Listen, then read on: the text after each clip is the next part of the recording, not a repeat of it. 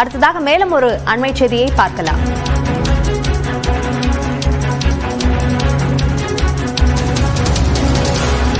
தமிழக வெற்றிக் கழகத்தின் முதல் மாநாடு பற்றிய அதிகாரப்பூர்வ அறிவிப்பு நாளை வெளியாகும் என்று அக்கட்சி தரப்பில் தெரிவிக்கப்பட்டிருக்கிறது. இது சார்ந்த கூடுதல் விவரங்களை நம்முடைய சிறப்பு செய்தியாளர் செந்தில் ராஜாவிடம் கேட்கலாம். செந்தில் ராஜா, இப்ப நாளைக்கு இந்த அதிகாரப்பூர்வ அறிவிப்பில் என்னென்ன தகவல்கள் இடம்பெற வாய்ப்புள்ளது? அபிநயா, தமிழக வெற்றி கழகத்துடைய அறிவிப்பு, அந்த முதல் மாநாட்டுக்கான அறிவிப்பு நாளை வெளியாகும் என நமக்கு தகவல் கிடைத்திருக்கிறது. குறிப்பாக இந்த கட்சியின் சார்பில் பொதுச் செயலாளர் என் ஆனந்த் சமீபத்தில் அனுமதி கடிதம் கேட்டு காவல்துறை மற்றும் மாவட்ட ஆட்சியர் ஆகியோரிடம் இந்த கடிதம் கொடுக்கப்பட்டிருந்தது. அதுக்கு காவல்துறையினர் 21 கேள்வியை எழுப்பியிருந்தார்கள். அந்த 21 கேள்விக்கு நேற்று இந்த கட்சியின் சார்பில் பதிலளிக்கப்பட்டது.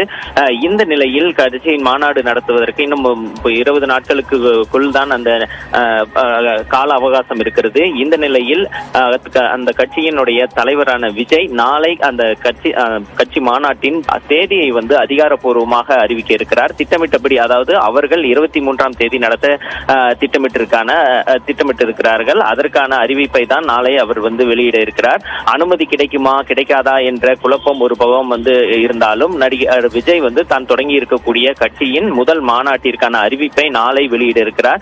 இதற்காக அந்த கட்சியுடைய தொண்டர்கள், கட்சி நிர்வாகிகளை நாளை 11 மணி அளவில் தயார் நிலையில் இருக்குமாறு அறிவுறுத்தி இருக்கிறார்கள். இது அவர்களுக்கு வாய்மொழி உத்தரவாக பிறப்பிக்கப்பட்டிருக்கிறது.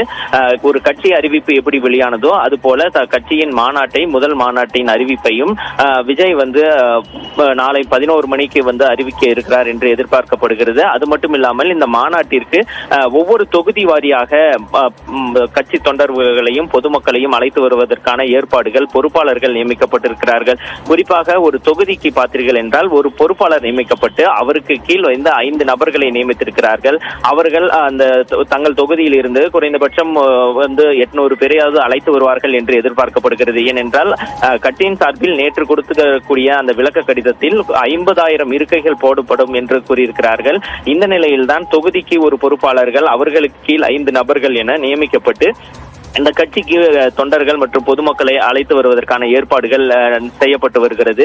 இந்த நிலையில்தான் நாளை விஜய் தன்னுடைய முதல் மாநில மாநாட்டிற்கான அறிவிப்பை வெளியிட இருக்கிறார். அபிநயா, தமிழக வெற்றிக் கழகத்தினுடைய முதல் மாநாடு குறித்த அதிகாரப்பூர்வ அறிவிப்பு நாளை வெளியாகும் என்ற தகவலை பகிர்ந்திருக்கிறீர்கள். விவரங்களுக்கு நன்றி செந்தில் ராஜா.